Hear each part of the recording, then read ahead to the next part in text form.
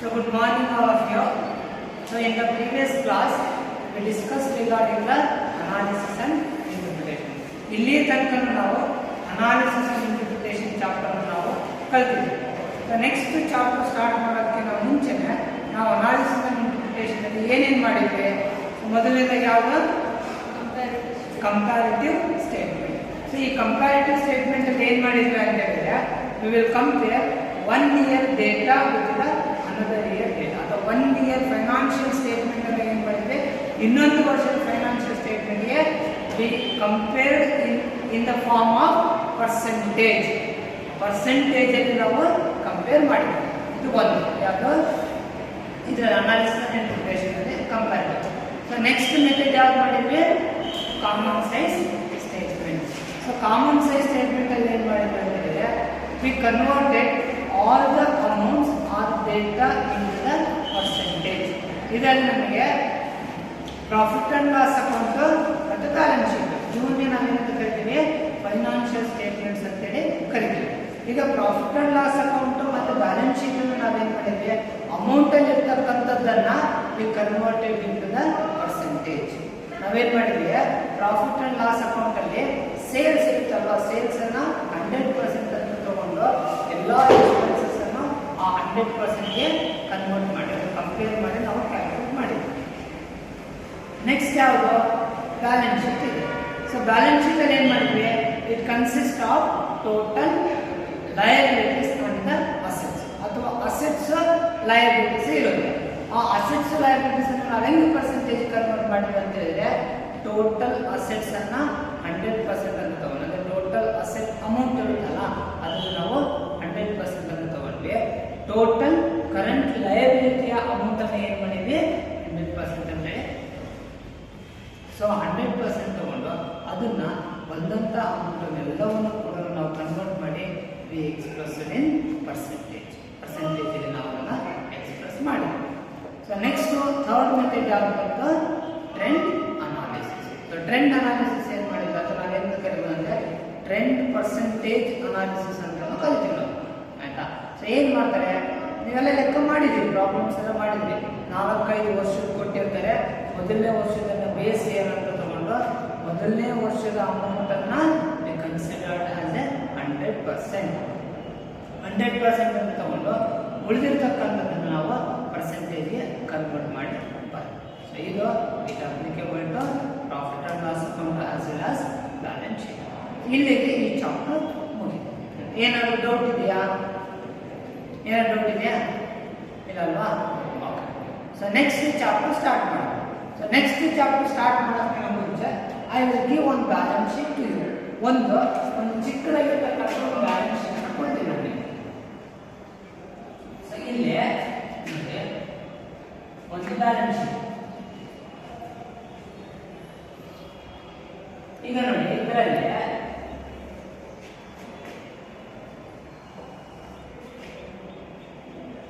I will write a less items, ಬಹಳ items ಅಂತ ಬರೆಯೋದಿಲ್ಲ, ಸ್ವಲ್ಪ ಐಟಮ್ಸ್ ಅಂತ. ಸೊ ಇದು ಲಯಬಿಲಿಟೀಸ್, ಇದು amount which is expressed in rupees, ಇದು assets amount expressed in rupees. Liabilities ಯಾವ್ದು ಇರುತ್ತೆ, ಒಂದು ಶೇರ್ ಕ್ಯಾಪಿಟಲ್ ಇರುತ್ತೆ, ಶೇರ್ ಕ್ಯಾಪಿಟಲ್. ಸೊ ಉದಾಹರಣೆಗೆ ಒಂದು ಎಕ್ಸಾಂಪಲ್ ಶೇರ್ ಕ್ಯಾಪಿಟಲ್ 1 lakh ಇದೆ ಅಂತ ಅನ್ಕೊಳ್ಳಿ. Share capital is 1 lakh. Next ಅದೊಂದು 7% ಡಿಬೆಂಚರ್ಸ್, 7% ಡಿಬೆಂಚರ್ಸ್ ಒಂದು 50% ಇದೆ ಅಂತ ಅನ್ಕೊಳ್ಳೋಣ, ಆಯ್ತಾ. So next current liabilities. ಇದರಲ್ಲಿ ಐಟಮ್ಸ್ ಬರುತ್ತೆ, ನಾನು ನೇರ ಕರೆಂಟ್ ಲಯಬಿಲಿಟೀಸ್ ಅಂತಾನೆ ಬರೀತೀನಿ. ಸೊ ಎಲ್ಲ ಕರೆಂಟ್ ಲಯಬಿಲಿಟೀಸ್ ಏನು 50,000 ಇದೆ ಅಂತ ಅನ್ಕೊಳ್ಳೋಣ. ಇವಿಷ್ಟು ಲಯಬಿಲಿಟೀಸ್. ಅಸೆಟ್ಸ್ ಅಲ್ಲಿ ಯಾವುದೋ ಮೆಷಿನರಿ ಇದೆ ಅಂತ, ಮೆಷಿನರಿ. ಸೊ ಮೆಷಿನರಿ ಒಂದು 50,000 ಇದೆ ಅಂತ ಅನ್ಕೊಳ್ಳೋಣ ಅಮೌಂಟ್. ಮೆಷಿನರಿ 50,000. ಇನ್ನೊಂದು ಯಾವುದು, ಅದು ಫರ್ನಿಚರ್ ಇದೆ. ಸೊ ಫರ್ನಿಚರ್ ಒಂದು ಅದು 50,000 ಇದೆ ಅಂತ ಅನ್ಕೊಳ್ಳೋಣ, ಆಯ್ತಾ. ಸೊ ನೆಕ್ಸ್ಟ್ ನಮಗೆ ಯಾವುದು ಬರುತ್ತೆ, ಒಂದೆರಡು ಮೂರು ಐಟಮ್ಸ್ ಬರೀತೀವಿ. ಡೆಟಾರ್ಸ್ ಬರುತ್ತೆ. ಡೆಟಾರ್ಸ್ 25,000 ಇದೆ ಅಂತ. ಆಮೇಲೆ ಯಾರು ಬರುತ್ತೆ, ಬಿಲ್ಸ್ ರಿಸೀವಬಲ್ ಬರುತ್ತೆ. ಬಿಲ್ಸ್ ರಿಸೀವಬಲ್ 25,000 ಇದೆ ಅಂತ ಹೇಳಿ. ನೆಕ್ಸ್ಟ್ ಕ್ಯಾಶ್ ಇನ್ ಹ್ಯಾಂಡ್, ಇನ್ನೊಂದು ಕ್ಯಾಶ್ ಔಟ್ ಬ್ಯಾಂಕ್. ಇವೆಲ್ಲ ನಮಗೆ ಕರೆಂಟ್ ಅಸೆಟ್ಸ್. ಸೊ ಇದು ಕ್ಯಾಶ್ ಇನ್ ಹ್ಯಾಂಡ್ ಅಂತ, ಇದು 25,000, ಇದು 25,000 ಆಯ್ತಾ. ಟೋಟಲ್ ನಮಗೆ ಅಮೌಂಟು 2 lakh, ಇದು ಅಮೌಂಟ್ 2 lakh. ಈಗ ನನಗೆ ಈ ಬ್ಯಾಲೆನ್ಸ್ ಶೀಟ್ ನೋಡೋದ್ರಿಂದ ನಿಮಗೆ ಏನು ಅರ್ಥ ಆಗುತ್ತೆ ಅಂತ ನನಗೆ ಗೊತ್ತಿದೆ. ಏನು ಗೊತ್ತಾಗುತ್ತೆ ಈ ಬ್ಯಾಲೆನ್ಸ್ ಶೀಟ್ ನೋಡೋದ್ರಿಂದ ನಮಗೆ ಏನು ಗೊತ್ತಾಗುತ್ತೆ?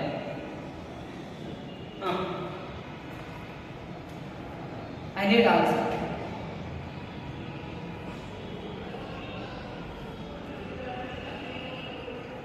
ನಿಮಗೆ ಏನು ಗೊತ್ತಾಗುತ್ತೆ ಆನ್ಸರ್ ಇದೆ.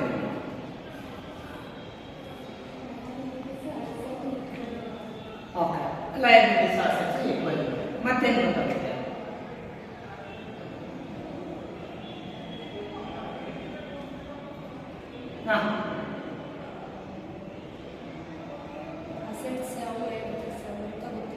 ಅಸೆಟ್ಸ್ ಯಾವ ಲಯಬಿಲಿಟೀಸ್ ಯಾವ ಅಂತ ಗೊತ್ತಾಗುತ್ತೆ. ಕರೆಕ್ಟ್. ಮತ್ತೇನು ಗೊತ್ತಾಗುತ್ತೆ?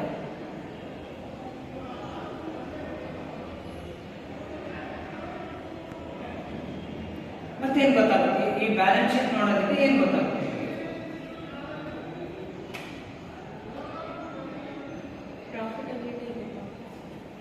ಅಲ್ಲ,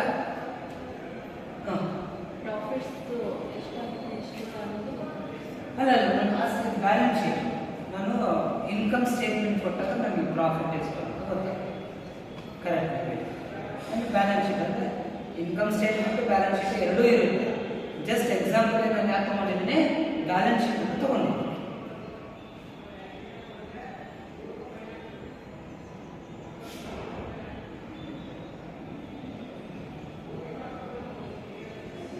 ನೋಡಿ, ಇದು it will express the financial position of the concern.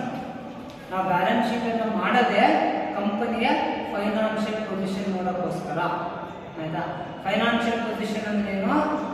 Solvency ಅಂತ ಕರಿತೀವಿ. ಸಾಲ್ವೆನ್ಸಿ ಅಂತ ಹೋಗಿ ಕೇಳಿದ್ರೆ ಏನು ಸಾಲ್ವೆನ್ಸಿ ಅಂದ್ರೆ?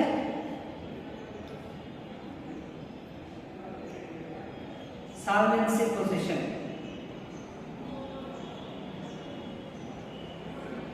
ಸೊ ಸಾಲ್ವೆನ್ಸಿಗೆ ವ್ಯಕ್ತಿಗಾದ್ರೆ ಸಾಲ್ವೆಂಟ್ ಅಂತ ಕರಿತೀವಿ. ಆಯ್ತಾ. ಸಿಚುಯೇಷನ್ಗಾದ್ರೆ ಸಾಲ್ವೆನ್ಸಿ ಅಂತ ಕರಿತೀವಿ. ಅದಕ್ಕೆ ಆಪೋಸಿಟ್ ವರ್ಡ್ ಇನ್ಸಾಲ್ವೆಂಟ್ ಅಂತ. ಅದಕ್ಕೆ ಆಪೋಸಿಟ್ ವರ್ಡ್ ಇನ್ಸಾಲ್ವೆಂಟ್ ಅಂದ್ರೆ ನಮಗೆ ಸಾಲ್ವೆನ್ಸಿ ಪೊಸಿಷನ್ ಅಂದ್ರೆ ಅವರ ಫೈನಾನ್ಷಿಯಲ್ ಪೊಸಿಷನ್ ಚೆನ್ನಾಗಿದೆಯೋ ಇಲ್ವೋ ಅಂತ ಗೊತ್ತಾಗುತ್ತೆ. ಹೆಂಗ್ ಗೊತ್ತಾಗುತ್ತೆ ಅಂದ್ರೆ ಅಸೆಟ್ಸ್ ಲಯಬಿಲಿಟೀಸ್ ಅನ್ನು ಕಂಪೇರ್ ಮಾಡೋದ್ರಿಂದ ಗೊತ್ತಾಗುತ್ತೆ. ಈಗ ಏನಾಗ್ತಿದೆ, ಸಾಲ್ವೆನ್ಸಿ ಅಂತ ಹೇಳಿದ್ರೆ ಅಸೆಟ್ಸ್ ಜಾಸ್ತಿ ಇದ್ದು ಲಯಬಿಲಿಟೀಸ್ ಕಡಿಮೆ ಇದೆ. ಅದು ನಾವೇನು ಕರೀತೀವಿ?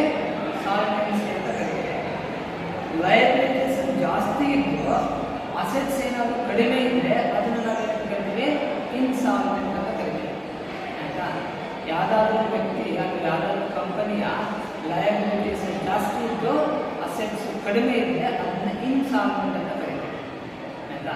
ಇನ್ಸಾಲ್ವೆಂಟ್ ಅಂತ ಏನಾದರೂ ಕೋರ್ಟಿಂದ ಡಿಕ್ಲೇರ್ ಮಾಡಿದರೆ ಅವರು ಯಾವುದೇ ರೀತಿಯ ರೀಪೇಮೆಂಟ್ ಮಾಡೋಕ್ಕೆ ಕೆಪಾಸಿಟಿ ಇಲ್ಲ ಅಂತ ಅದು ಕನ್ಸಿಡರ್ ಆಗುತ್ತೆ. ಸರಿನಾ. ಈಗ ನೋಡಿ, ಈ ಬ್ಯಾಲೆನ್ಸ್ ಶೀಟ್ ಅನ್ನು ನೋಡೋದ್ರಿಂದ ನಮಗೆ ಏನೂ ಅರ್ಥ ಆಗ್ತಿಲ್ಲ. ಏನು ಗೊತ್ತಾಗ್ತದೆ? ಅಸೆಟ್ಸ್ ಇದ್ದಾರೆ, ಲಯಬಿಲಿಟೀಸ್ ಇದ್ದಾರೆ. ಯಾವ್ಯಾವ ಅಸೆಟ್ಸ್ ಇದ್ದಾರೆ, ಯಾವ್ಯಾವ ಲಯಬಿಲಿಟೀಸ್ ಇದ್ದಾರೆ ಅಂತ ಗೊತ್ತಾಗ್ತದೆ ನಮ್ಗೆ ಅಷ್ಟೇ.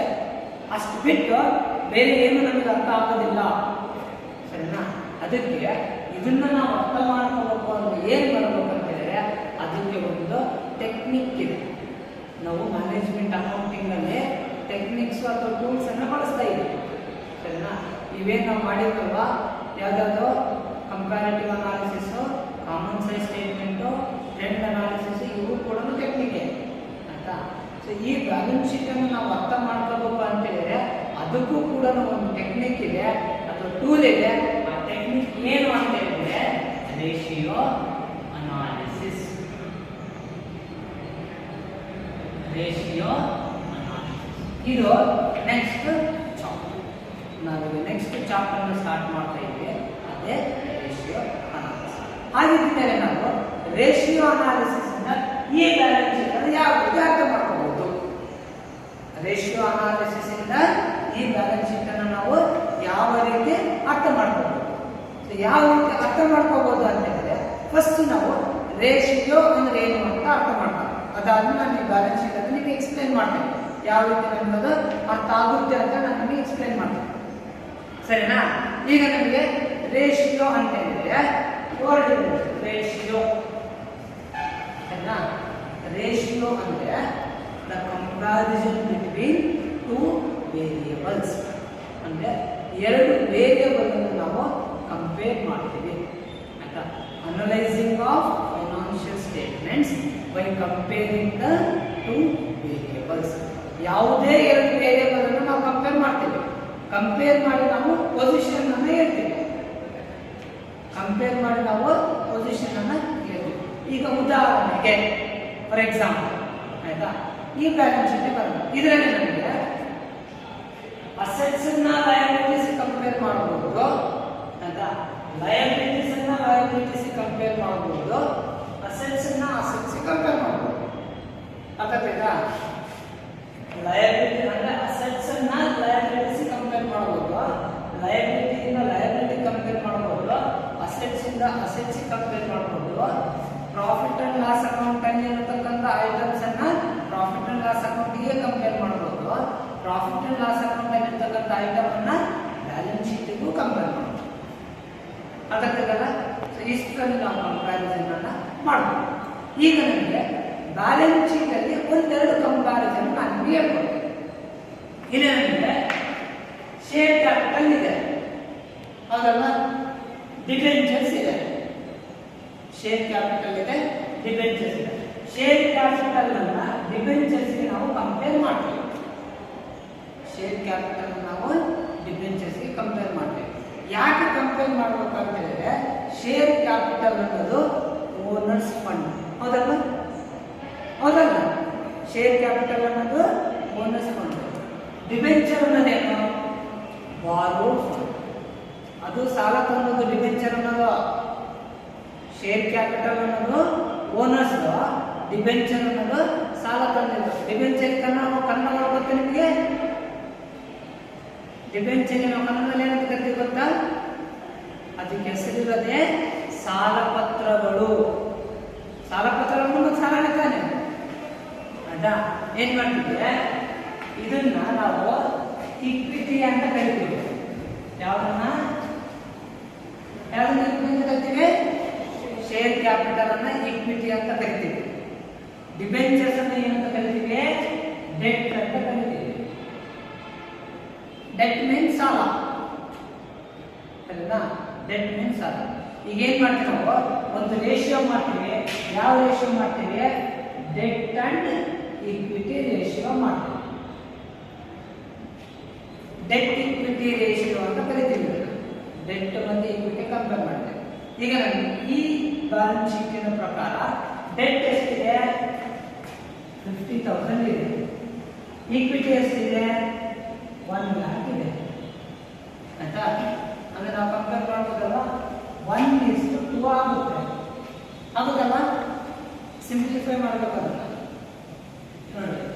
ಇಲ್ಲಿ 4 zeros, ಇಲ್ಲಿ 4 zeros ತೆಗೆದೆ. 5 ಮತ್ತೆ 10 ಉಳಿತದೆ. 5 ಕಾಮನ್ ನಂಬರ್ ಇಂದ ಡಿವೈಡ್ ಮಾಡ್ಕೊಂಡ್ಬಿಡಿ. 1:2 ಅಂದ್ರೆ ಡೆಟ್ ಇಕ್ವಿಟಿ ಪೊಸಿಷನ್ ಚೆನ್ನಾಗಿದೆ. ಯಾಕಂತಂದ್ರೆ ಬಾರೋಡ್ ಫಂಡ್ ಕಡಿಮೆ ಇದೆ, ಈಕ್ವಿಟಿ ಜಾಸ್ತಿ ಇದೆ. ಯಾವಾಗೂ ಕೂಡ ಬಾರೋಡ್ ಫಂಡ್ ಕಡಿಮೆ ಇರಬೇಕು. ಯಾಕೆ ಅಂತ ಹೇಳಿದ್ರೆ ಬಾರೋಡ್ ಫಂಡಿನ ಎಕ್ಸ್ಪೆನ್ಸ್ ಬಹಳ ಇರುತ್ತೆ. ಹೆಂಗೆ ಎಕ್ಸ್ಪೆನ್ಸ್ ಇರುತ್ತಂದ್ರೆ ಪ್ರತಿ ವರ್ಷ ಅವರಿಗೆ ಇಂಟ್ರೆಸ್ಟ್ ಅನ್ನ ಪೇ ಮಾಡಬೇಕು ಆಯ್ತಾ. ಇಲ್ಲಿ ನೋಡ್ರೆ 7% ಡಿಬೆಂಚರ್ಸ್ ಅಂದ್ರೆ 7% ರೇಟ್ ಆಫ್ ಇಂಟ್ರೆಸ್ಟ್, ಸರಿನಾ? 7% ರೇಟ್ ಆಫ್ ಇಂಟ್ರೆಸ್ಟ್. ಪ್ರತಿ ವರ್ಷನೂ ಕಂಪನಿಯವರು ಏನ್ ಮಾಡಬೇಕು? 7% ಇಂಟ್ರೆಸ್ಟ್ ಅನ್ನ ಪೇ ಮಾಡಬೇಕು. ಅದಕ್ಕೆ ಏನಾಗ್ತದೆ? ಎಕ್ಸ್ಪೆನ್ಸಿವ್ ಜಾಸ್ತಿ ಆಗುತ್ತೆ. ಹಾಗಾಗಿ ಯಾವಾಗೂ ಕೂಡ ಡೆಟ್ ಇದು ಈಕ್ವಿಟಿಗಿನ ಏನಾಗಿರಬೇಕು, ಕಡಿಮೆ ಇರಬೇಕು. ಅದು ಒಳ್ಳೆ ಪೊಸಿಷನ್. ಒಳ್ಳೆ ಒಂದು ಕಂಪೇರಿಸನ್ ಮಾಡಿದ್ರ ಇನ್ನು ಒಂದು ಮಾಡೋಣ. ಇದೇನಾದ್ರು ಲಯಬಿಲಿಟಿಯಿಂದ ಲಯಬಿಲಿಟಿಗೆ ಕಂಪೇರ್ ಮಾಡಿದ್ವಿ. ಹಾಗಾದ್ರೆ ಈಗ ನಾನು ಯಾಕೆ ಮಾಡೋಣ, ಅಸೆಟ್ಸ್ ಇಂದ ಲಯಬಿಲಿಟೀಸ್ಗೆ ಕಂಪೇರ್ ಮಾಡೋಣ. ಈಗ ನನಗೆ ಅಸೆಟ್ಸ್ ಇಂದ ಲಯಬಿಲಿಟಿ ಕಂಪೇರ್ ಮಾಡೋಣ. ಈಗ ನಮಗೆ ಅಸೆಟ್ಸ್ ಅಲ್ಲಿ ನಿಮಗೆ ಗೊತ್ತಿದೆ ಕರೆಂಟ್ ಅಸೆಟ್ಸ್ ಇದೆ ಮತ್ತೆ ಫಿಕ್ಸ್ಡ್ ಅಸೆಟ್ಸ್ ಇದೆ. ಲಯಬಿಲಿಟೀಸ್ ಅಲ್ಲೂ ಕೂಡ ಹೇಗಿದೆ, ಕರೆಂಟ್ ಲಯಬಿಲಿಟಿ ಇದೆ, ನಾನ್ ಕರೆಂಟ್ ಲಯಬಿಲಿಟಿ ಇದೆ. ಹೌದಲ್ವಾ? Non current liability, current liability ಇದೆ. ನಾನ್ ಕರೆಂಟ್ ಅಸೆಟ್ಸ್ ಅಥವಾ ನಾವೇನು ಕರೀತೀವಲ್ಲ ಫಿಕ್ಸ್ಡ್ ಅಸೆಟ್ಸ್ ಅಂತ ಕರಿತೇವೆ, ಕರೆಂಟ್ ಅಸೆಟ್ಸ್ ಅಂತ ಕರಿತೇವೆ. ಈಗ ಅಸೆಟ್ಸ್ ಮತ್ತೆ ಲಯಬಿಲಿಟೀಸ್ ಅನ್ನು ಕಂಪೇರ್ ಮಾಡೋಣ. ಅಸೆಟ್ಸ್ ಲಯಬಿಲಿಟೀಸ್ ಅನ್ನು ಯಾವ್ದಾದ್ರು ಕಂಪೇರ್ ಮಾಡೋಣ ಅಂದ್ರೆ ಕರೆಂಟ್ ಅಸೆಟ್ಸ್ ಮತ್ತೆ ಯಾವ್ದು current liabilities. Current assets current liabilities ಅನ್ನು ಕಂಪೇರ್ ಮಾಡೋಣ. Current assets current liabilities compare ಮಾಡಿದ್ರೆ ನಮಗೆ ಏನು ಬರುತ್ತೆ, ಕರೆಂಟ್ ರೇಷಿಯೋ ಬರುತ್ತೆ. ಕರೆಂಟ್ ರೇಷಿಯೋ ಅಂದ್ರೇನು, ಕರೆಂಟ್ ಅಸೆಟ್ಸ್ ಕರೆಂಟ್ ಲಯಬಿಲಿಟೀಸ್ ಅನ್ನು ಕಂಪೇರ್ ಮಾಡ್ತೀವಿ. ಈಗ ಯಾವುದು ಕರೆಂಟ್ ಅಸೆಟ್ಸ್ ನೇರ ಇದೇ ಬರುತ್ತೆ, ಮತ್ತೆ ನೆಕ್ಸ್ಟ್ ಬರೋದು ಕರೆಂಟ್ ಅಸೆಟ್ಸ್. ಇಲ್ಲಿ ನಾವೇನ್ ಮಾಡ್ತೀವಿ, ಕರೆಂಟ್ ಅಸೆಟ್ಸ್ ಅನ್ನ CA ಅಂತ ಬರೀತೀವಿ, ಕರೆಂಟ್ ಲಯಬಿಲಿಟೀಸ್ ಅನ್ನು CL ಅಂತ ಬರೀತೀವಿ. ಅಲ್ವಾ? ಕರೆಂಟ್ ಅಸೆಟ್ಸ್ ಯಾವ್ಯಾವಿದಾವೆ, debtors on, bills receivables on, cash in hand, cash out. ಇವಿಷ್ಟು ಏನೇನು ಕರೆಂಟ್ ಅಸೆಟ್ಸ್. ಎಷ್ಟೆಷ್ಟಿದೆ, ಡೆಟಾರ್ಸ್ ಎಷ್ಟಿದೆ 25,000, ಎಲ್ಲವೂ 25,000 ಇದೆ. 1 2 3 4 ಮತ್ತೆ ಎಲ್ಲ ಬರೆಯಿಲ್ಲ, ನಾವು ಲೆಕ್ಕ ಮಾಡ್ಬೇಕಾದ್ರೆ ಬರೆಯೋಣ. ಆಯ್ತಾ? ಟೋಟಲ್ ಎಷ್ಟಾಗುತ್ತೆ, 1 lakh ಆಗುತ್ತೆ. Current assets. ಕರೆಂಟ್ ಲಯಬಿಲಿಟೀಸ್ ನೇರ ಒಂದೇ ಕರೆಂಟ್ ಲಯಬಿಲಿಟೀಸ್ ಅಂತ ಬಂದಿದ್ದೀನಿ. ಇದು ಎಷ್ಟಿದೆ, 50,000. ಇದನ್ನ ಸಿಂಪ್ಲಿಫೈ ಮಾಡಿದ್ರೆ ಎಷ್ಟು ಬರುತ್ತೆ, 2:1 ಬರುತ್ತೆ. ಅದೇ 4 zeros ಇದೆ, 5 ones 5 twos. ಸರಿನಾ? 2:1 ಇದು ಗುಡ್ ಪೊಸಿಷನ್. ಇದು ಗುಡ್ ಪೊಸಿಷನ್. ಯಾವಾಗೂ ಕೂಡ ಕರೆಂಟ್ ಅಸೆಟ್ಸ್ ಕರೆಂಟ್ ಲಯಬಿಲಿಟೀಸ್ಗಿನ್ನ ಡಬಲ್ ಇರಬೇಕು. ಕರೆಂಟ್ ಅಸೆಟ್ಸ್ ಕರೆಂಟ್ ಲಯಬಿಲಿಟೀಸ್ಗಿನ್ನ ಡಬಲ್ ಇರಬೇಕು. ಡಬಲ್ ಆಯ್ತಲ್ಲ, ಆಯ್ತಲ್ವಾ? Current assets current liabilities double ಇದೆ. ಇದು ಕರೆಂಟ್ ರೇಷಿಯೋ ಸ್ಟ್ಯಾಂಡರ್ಡ್ ಫಾರ್ಮೆಟ್ ಕೂಡ. ಆಯ್ತಾ? ಸೊ ಈ ರೀತಿ ನಾವು ರೇಷಿಯೋ ಅನಾಲಿಸಿಸ್ ಇಂದ ಫೈನಾನ್ಷಿಯಲ್ ಸ್ಟೇಟ್ಮೆಂಟ್ ಅನ್ನು ನಾವು ಅನಲೈಸ್ ಮಾಡ್ತೀವಿ. ಈಗ ನಾವು we can start with the ratio analysis. ಈಗ ಅದರ ಮೀನಿಂಗ್ ಅನ್ನು ನೋಡಿ ಒಂದಿಷ್ಟು ರೇಷಿಯೋ ಅನಾಲಿಸಿಸ್ ಬಗ್ಗೆ ಹೇಗೆ ತಿಳ್ಕೊಂಡು ಆಮೇಲೆ ಟೈಪ್ಸ್ ಆಫ್ ರೇಷಿಯೋಸ್ ಯಾವ್ಯಾವಿದೆ ಅಂತ ಹೇಳಿ ನಾವು ತಿಳ್ಕೊಂಡು ನಾವು ಪ್ರಾಬ್ಲಮ್ಸ್ ಅನ್ನ ಮಾಡೋಣ. ಈಗ ನಮಗೆ ನಾನು ನಿಮಗೆ ಅಂದ್ರೆ ಅದರ ಇನಿಷಿಯಲ್ ಸ್ಟೇಜ್ ಅಲ್ಲಿ ಏನಂತ, ratio means it is comparing of 2 variables. ಅದರ ಮೀನಿಂಗ್ ಬರ್ಬೋದು, ಒಂದು ಮೀನಿಂಗ್ ಬರ್ತಾರೆ. Ratio means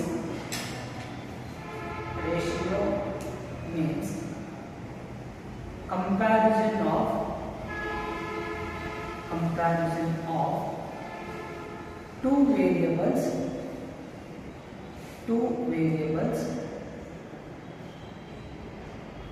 in financial statements.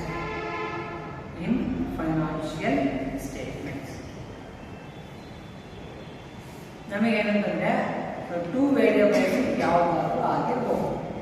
ನಾವು ನಮಗೆ it will start with income statement ಮತ್ತು ಬ್ಯಾಲೆನ್ಸ್ ಶೀಟ್, ಎರಡರಲ್ಲಿ ನಾವು ಕಂಪ್ಯಾರಿಸನ್ ಮಾಡ್ತೀವಿ. ಈಗ ರೇಷಿಯೋಸ್ ಅನ್ನು ನಾವು we will express the ratio in 3 ways.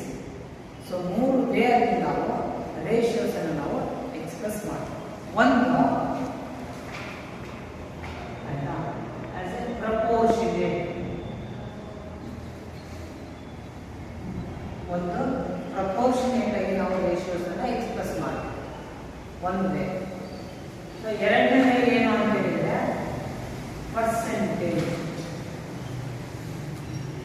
Percentage ಅಲ್ಲಿ ನಾವು ಎಕ್ಸ್ಪ್ರೆಸ್ ಮಾಡ್ತೀವಿ. ಮೂರನೇದಾಗಿ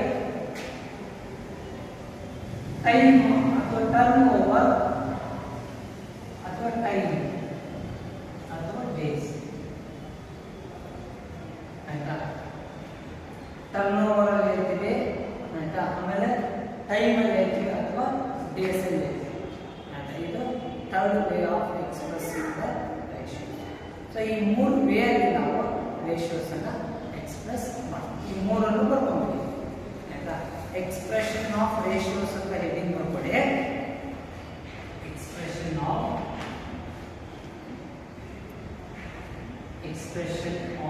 ರೇಷಿಯೋಸ್. ಎಕ್ಸ್ಪ್ರೆಷನ್ ಆಫ್ ರೇಷಿಯೋಸ್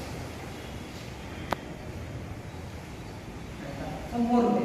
ಒಂದು ಪ್ರಪೋರ್ಷನೇಟ್ ಅಂತ ಮೊದಲನೇದು ಆಫ್ ಎಕ್ಸ್ಪ್ರೆಸಿಂಗ್ ಏನು ಪ್ರಪೋರ್ಷನೇಟ್. ಬರ್ಕೊಂಡ್ರಾ ಆಯ್ತಲ್ಲ. ಸೊ ಇಲ್ಲಿ ನಮಗೆ ಕರೆಂಟ್ ರೇಷಿಯೋ ಅಂತ ಕ್ಯಾಲ್ಕುಲೇಟ್ ಮಾಡೋದು. ನಾವೀಗ ಮಾಡಿದ ಕರೆಂಟ್ ರೇಷಿಯೋ ಎಷ್ಟು ಅಂತೇಳಿ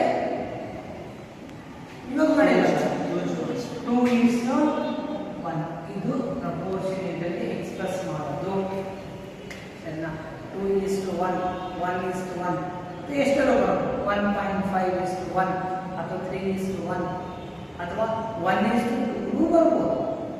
ಬರಬಾರ್ದು ಅಂತ ಏನಿಲ್ಲ ಆಯ್ತಾ. ಇದು ನಾವು ಪ್ರಪೋರ್ಷನೇಟ್ ಅಂತ ಕರಿತೀವಿ. ಇನ್ನೊಂದು second one, some ratios are expressed in percentage. Percentage ಅಲ್ಲಿ ನಾವು ಎಕ್ಸ್ಪ್ರೆಸ್ ಮಾಡ್ತೀವಿ ಆಯ್ತಾ. ಸೊ ಪರ್ಸೆಂಟೇಜ್ ಅಂದ್ರೆ ಎಷ್ಟು ಗೊತ್ತಿದೆ ಆಯ್ತಾ. ಪರ್ಸೆಂಟ್ ಎರಡನೇದಾಗಿ ಪರ್ಸೆಂಟೇಜ್ ಅಲ್ಲಿ ನನಗೆ ಹೇಳಿದ್ದೀನಿ ಈ ತರ ಬರೆಯಬೇಕಂತ. PERCENT ಇದು ಒಂದೇ ವರ್ಡ್ ಅಲ್ಲ. ಪರ್ಸೆಂಟ್ ಅನ್ನೋದು ಪರ್ಸೆಂಟೇಜ್ ಅನ್ನೋದು ಒಂದೇ ವರ್ಡ್. ಪರ್ಸೆಂಟ್ ಅನ್ನೋದು ಒಂದೇ ವರ್ಡ್ ಅಲ್ಲ, ಎರಡು ವರ್ಡ್ ಬರೀಬೇಕು. ಪರ್ ಅಂತ ಬರೀಬೇಕು, ಸೆಂಟ್ ಅಂತ ಬರೀಬೇಕು. ಆಯ್ತಾ. ಸಿಂಬಲ್ ನಾವು we can present like this percentage. ಅರ್ಥಾಯ್ತಲ್ಲ. ಇನ್ನು ನಾನು ನಿಮಗೆ ಹೇಳಿದ್ದಲ್ವಾ ಪರ್ಸೆಂಟ್ ಅಂತ ಹೇಳಿದ್ದ ಇಲ್ಲ. ಸೊ ಪರ್ ಅನ್ನೋ ವರ್ಡ್ ಮೀನಿಂಗ್ ಗೊತ್ತಲ್ವಾ. ಪರ್. ಸೊ ಪರ್ ಅಂದ್ರೆ ಇಟ್ಸ್ ಫಾರ್ ಒಂದು ಅಂತ ಹೇಳ್ಬೋದು ಅದಲ್ಲ. ಅಥವಾ ನಾವು ರೇಷಿಯೋ ಏನಾದ್ರು ಶೇರ್ಸ್ ಅನ್ನ ಇಶ್ಯೂ ಮಾಡ್ಬೇಕಾದ್ರೆ shares are issued at par, premium, discount ಅಂತ ಹೇಳ್ತೀವಲ್ವಾ. ಪರ್ ಒಂದು ಅಂದ್ರೆ it is for one. Cent ಅಂದ್ರೆ ಗೊತ್ತಾ? CENT scent. ಸೆಂಟ್ ಅಂದ್ರೆ 100 ಅಂತ. ಸೆಂಟ್ ಅಂದ್ರೆ 100 ಆಯ್ತಾ. ಪರ್ ಸೆಂಟ್ ಅಥವಾ ಪರ್ 100 ಎಷ್ಟು ಅಂತ ಇರುತ್ತೆ ಪರ್ಸೆಂಟ್ ಆಯ್ತಾ. ಅದು ಕಂಪ್ಲೀಟೆಡ್ ಆಗಿರುತ್ತೆ ಪರ್ಸೆಂಟೇಜ್ ಅಂತ ಕರೀತಾರೆ. ಈಗ ನಮಗೆ ಪರ್ಸೆಂಟೇಜ್ ಎಕ್ಸ್ಪ್ರೆಸ್ ಮಾಡೋದು ಉದಾಹರಣೆಗೆ ಪ್ರಾಫಿಟ್. ಪ್ರಾಫಿಟ್ ಅನ್ನು ನಾವು ರೇಷಿಯೋದಲ್ಲಿ ಹೇಳೋದಿಲ್ಲ, ಎಷ್ಟು ಪರ್ಸೆಂಟೇಜ್ ಅಂತ ಹೇಳಿದ್ವಿ. ಪ್ರಾಫಿಟ್ ಅನ್ನು ನಾವು ಯಾವ್ದು ಕಂಪೇರ್ ಮಾಡ್ತೀವಿ? ಸೇಲ್ಸ್ ಕಂಪೇರ್ ಮಾಡ್ತೀವಿ ಅಲ್ವಾ. Profit divided by sales into 100. ಅವೆಲ್ಲ ಕೂಡ ನಾವು ಇಂಟು 100 ಮಾಡ್ತೀವಿ ಆಯ್ತಾ. ಅವಾಗ ನಮಗೆ ಏನು ಬರುತ್ತೆ?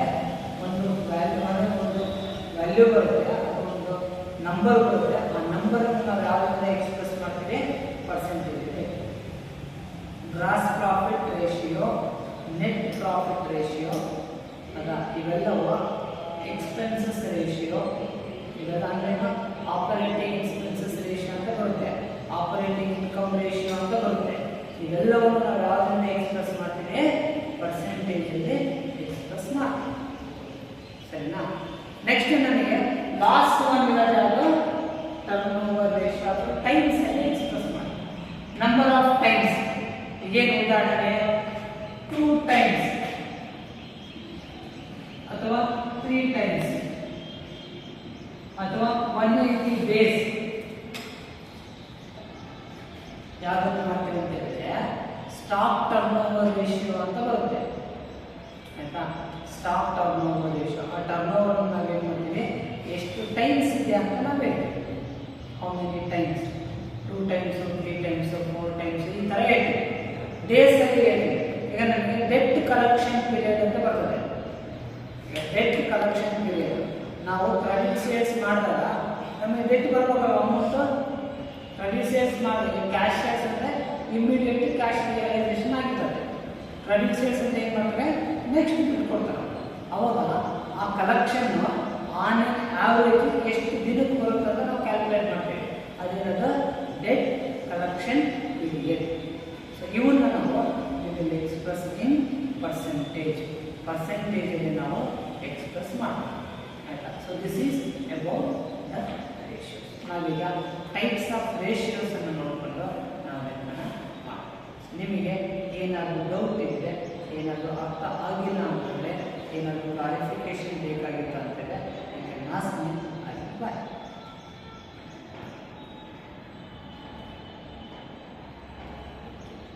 ಏನಾದರೂ ಡೌಟ್ ಆಯ್ತಾ?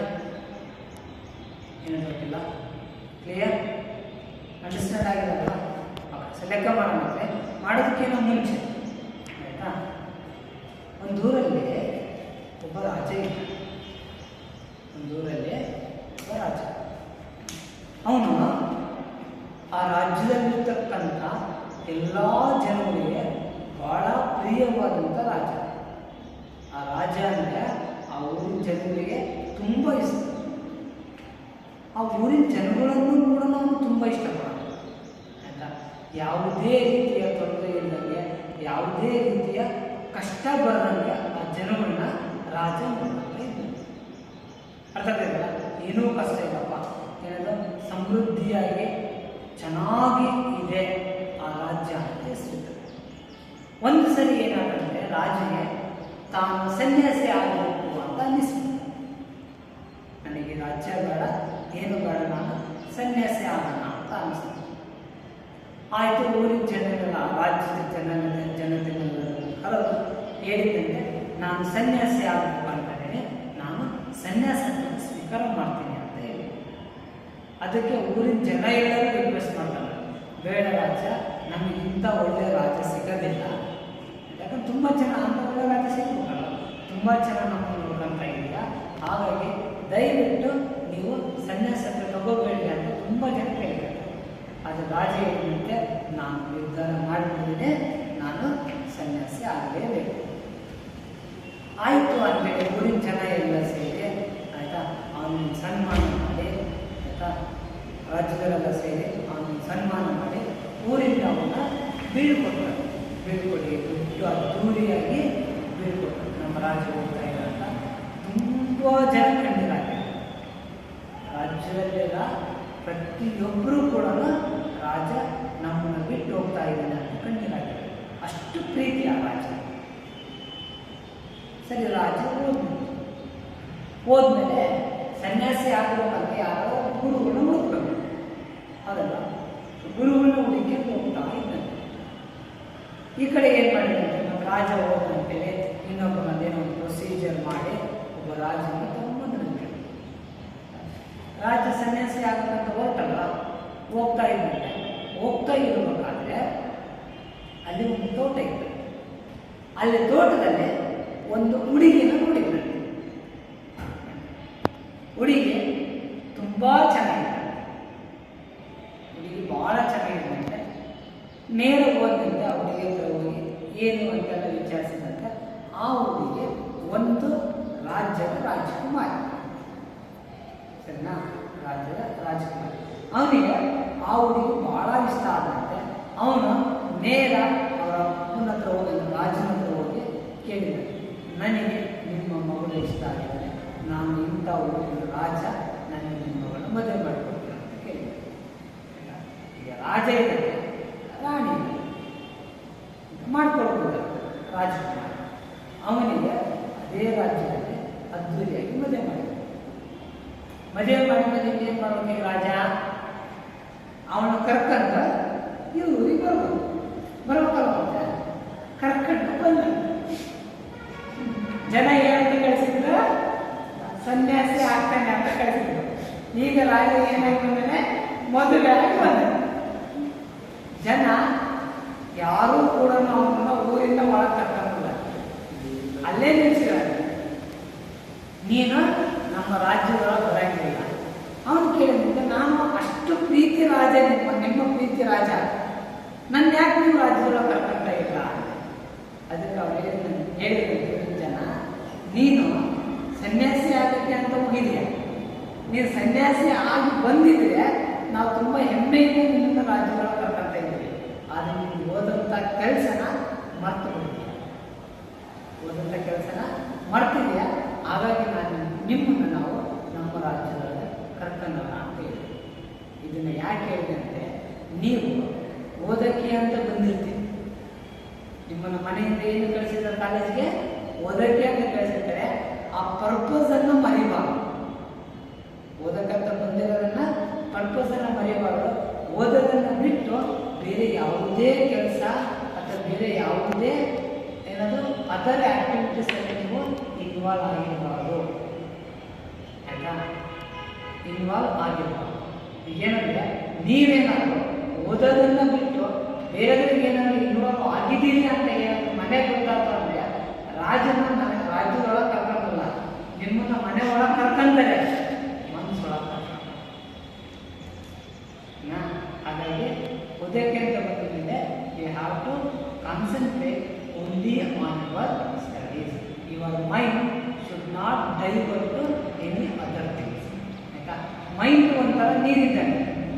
ಚಾನಲ್ ಕಟ್ಟಿರ್ತಾರೆ ನೋಡ್ರಿ, ಚಾನಲನ್ನು ಯಾಕೆ ಕಟ್ಟಿರ್ತಾರೆ ಅಂದರೆ ಹಿಂಗೆ ಬರೋ ನೀರು ಇಲ್ಲಿಗೆ ಹೋಗಲಿ ಅಂತ ಕಟ್ಟಿರ್ತಾರೆ ಚಾನಲನ್ನು. ಆ ಚಾನಲ್ ಕಟ್ಟಲಿಲ್ಲ ಅಂದರೆ ನೀರಿಗೆ ಎಲ್ಲೆಲ್ಲಿ ಜಾಗ ಸಿಗ್ತದೆ ಅಲ್ಲೇ ಹೋಗಲ್ಲ. ಅರ್ಥಾಯ್ತಲ್ಲ? ಒರಿಜಿನಿಂದ ಅವ್ರು ಯಾವ ಪರ್ಪಸ್ ಏನು ಉದ್ದೇಶಕ್ಕೆ ನೀರು ಬೇಕೋ ಅದು ಬಳಸೋಕ್ಕಾಗೋದಿಲ್ಲ. ಯಾವಾಗ ಚಾನಲ್ ಕಟ್ಟಿಲ್ಲ ಅಂದರೆ, ಚಾನಲ್ ಕಟ್ಟಿದರೆ ಅದು ಬೇರೆ ಯಾವುದಕ್ಕೆ ಬರುತ್ತೋ ಅದಕ್ಕೆ ತಂಗೆ. ನಿಮ್ಮ ಮೈಂಡು ಒಂಥರ ನೀರಿದ್ದಂಗೆ. ಅದಕ್ಕೆ ನೀವು ಚಾನಲ್ ಕಟ್ಟಿ ನೇರವಾಗಿ ಅದಕ್ಕೆ ಕರ್ಕೊಂಡು ಹೋದ್ರೆ ಅದೇ ಹೋಗೋದಲ್ಲ. ನೀವೇನಾದ್ರೂ ಅದನ್ನ ಫ್ರೀ ಬಿಟ್ಟರೆ ಅಂದರೆ ಇರಬೇಕಾಗುತ್ತೆ. ಆಯಿತಾ? So this is for today's